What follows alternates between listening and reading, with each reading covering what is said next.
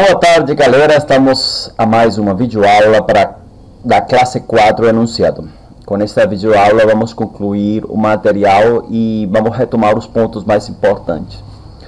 O primeiro ponto dessa aula seria as concepções de linguagem, certo? Para que a comunicação seja bem sucedida, se acredita que se devem seguir essas três concepções de linguagem. A primeira concepção de linguagem disse que o que importa para que o sujeito se expresse ou fale é ter clareza em quantas as ideias, para que assim ele possa comunicá-las a seu interlocutor. Muito bem. Primeira concepção, ter clareza nas suas ideias para que possa comunicá-las. Perfeito. Na segunda concepção, o que importa para que o sujeito consiga se expressar, falar ou escrever bem, o que importa é que ele conheça bem um conjunto de unidades que compõem o código linguístico. Que o emissor conheça, tanto o emissor como o receptor, né? Conheça bem um conjunto de unidades que compõem o código linguístico, ou seja, as regras que a regem e a combinação dessas unidades. Saber conjugar um verbo, saber passar plural, feminino. Bom, a terceira concepção disse que o sujeito falante, ou para escrever, deve compreender a situação comunicativa em que está envolvido. Perfeito? Isso nos leva a dois pontos: a codificação e a decodificação. Na codificação, o emissor combina todos os signos, seleciona eles, os coloca dentro de uma frase e o transmite.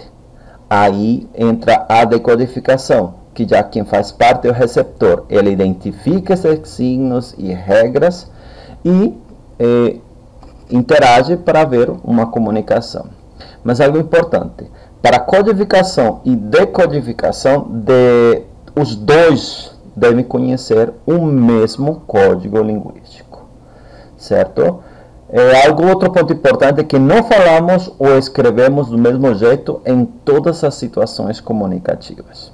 Perfeito? Continuamos aqui. Para simplificar aqui essa parte, temos aqui esta frase. Numa quinta-feira, no final do expediente, um funcionário deixa na mesa de trabalho um colega um bilhete em que diz: amanhã à noite é a festa de aniversário da Janete. Não falta. No dia seguinte, ao chegar para mais um dia de trabalho, o amigo encontrou o bilhete e agendou o compromisso. Na noite de sábado, o amigo chega à casa da Janete com um presente na mão. A moça ri e explica que a festa tinha sido a noite anterior. Portanto, o amigo estava um dia atrasado. A confusão nas datas está em razão do emprego do advérbio amanhã. Observemos que aqui, neste exemplo, nós temos não se está aplicando a terceira concepção, que pode ser a terceira concepção e também a segunda concepção, que seria o sujeito, ele não tem, não compreendeu a situação comunicativa em que foi escrita esse bilhete. E a segunda, ele não compreendeu a questão de amanhã. O problema é amanhã e o contexto comunicativo em que essa frase foi escrita. Então, para finalizar este ponto aqui, na comunicação, devemos estabelecer estes fatores importantes. O primeiro fator importante é o momento em que se realiza a interação. O segundo fator importante é o lugar onde se realiza a interação. O terceiro são as imagens recíprocas que os interlocutores constroem um dos outros durante a interação. O outro são os papéis sociais que os interlocutores exercem durante a interação e o outro são os objetivos visados pelos interlocutores. Então, o momento em que se realiza a interação. Se eu coloco uma mensagem na quinta-feira um texto dizendo amanhã, eu já devo entender que quando a pessoa pegar amanhã, vai depender do dia. Se ele leu na quinta-feira, para ele o amanhã vai ser sexta. Mas se ele ler na sexta, o amanhã vai ser sábado. Entenderam essa pequena confusão? Então, estes pontos, esses fatores importantes que acabei de citar, devem ser retomados, devem ser tomados de forma importante no momento que você vai construir uma frase. Outro ponto importante.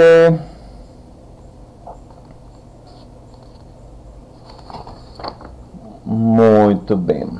Não, aqui já terminamos esta primeira parte, certo? Como ponto importante, nós temos que ter em conta as concessões. O sujeito deve conhecer as regras da língua, também as regras da comunicação, para poder estabelecer uma compreensão. Muito bem. Vamos para outro ponto importante, que seria esse texto da Emily. Esse aqui do copo d'água. Muito bem. Aqui nós estamos, o autor está tentando explicar que a intercompreensão é o resultado de um processo complexo, onde está envolvido tanto o conhecimento da língua, suas palavras e possíveis formas de combinação, mas também no conhecimento do mundo e dos sujeitos com os quais estamos interagindo. Na primeira frase aqui diz assim: traga-me um copo de água. Na segunda frase diz: por favor, você pode trazer um copo d'água? Observe que na primeira frase nós temos uma voz de mando e não há recusa. Por exemplo, eu vou chegar e dizer para meu filho: traga-me um copo d'água. É uma voz de mando onde eu não vou aceitar uma recusa. Ele vai e trazer meu copo de água. Na segunda eu digo: por favor, traga-me um copo d'água. Eu posso utilizar essa frase também com meu filho. Mas nessa frase, como o meu tom imperativo, como eu coloco o por favor, uma súplica, pode haver recusa. Ele pode simplesmente dizer não posso, ou simplesmente não trazer. Certo?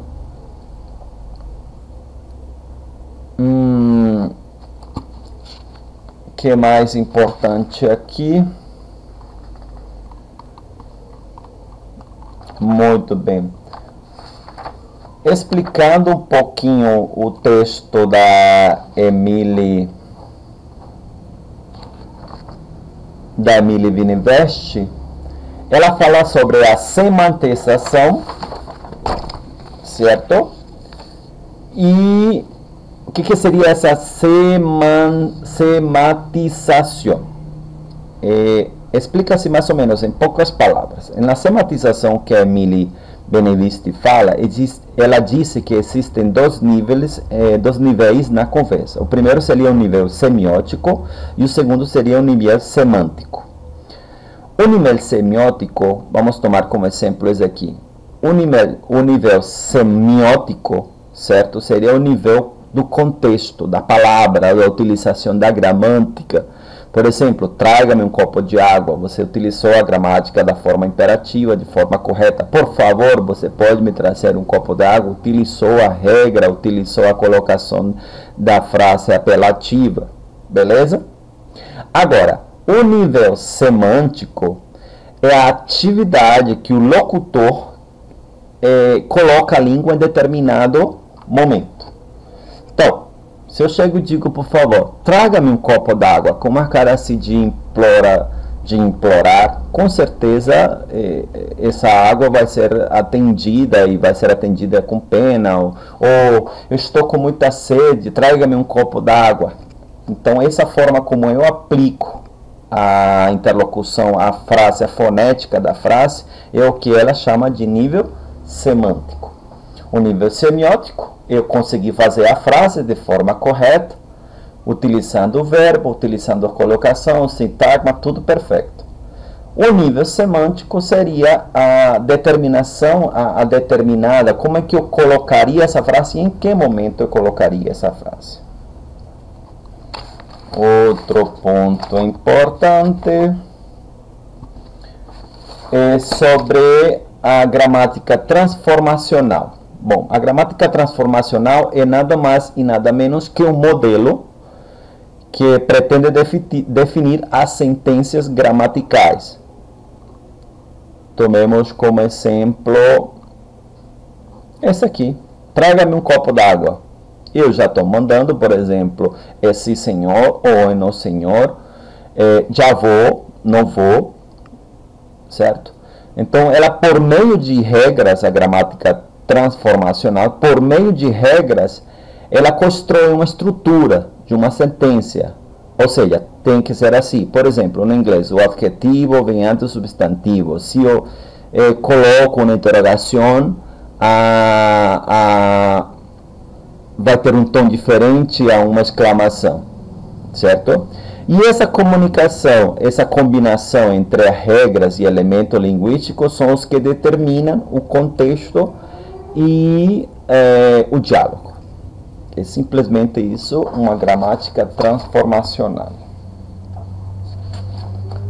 Bom, é só isso mesmo por agora. Algo que devemos ter em conta, que eu falei no início da aula, é que nós falamos, escrevemos do mesmo jeito, nunca se fala ou se escreve do mesmo jeito em todos os contextos. Perfeito? Então não esqueçam disso. Outro ponto importante dessa nossa aula é seguindo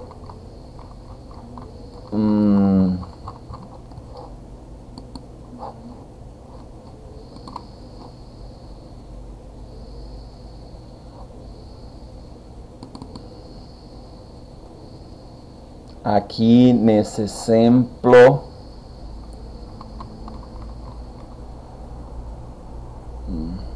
aqui como eu estava falando da sintetização da gramática transformacional, este aqui. Vejamos, duas amigas combinam ao telefone um programa para sábado à noite.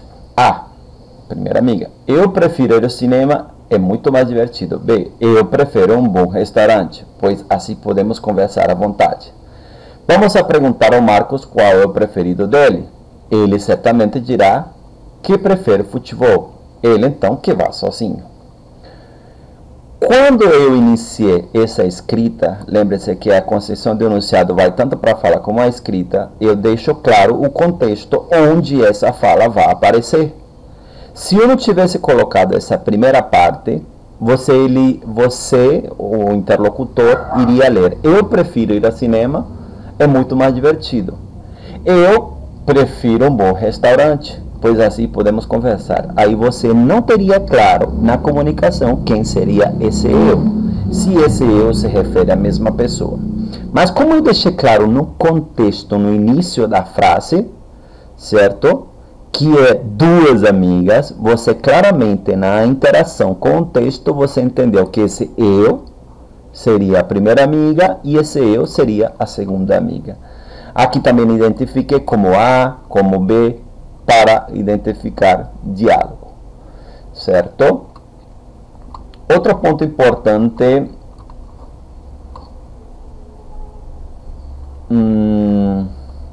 aqui já concluímos nossa primeira videoaula. Qualquer coisa, entrar em contato. Espero vocês para o fórum. Um abraço e descanse.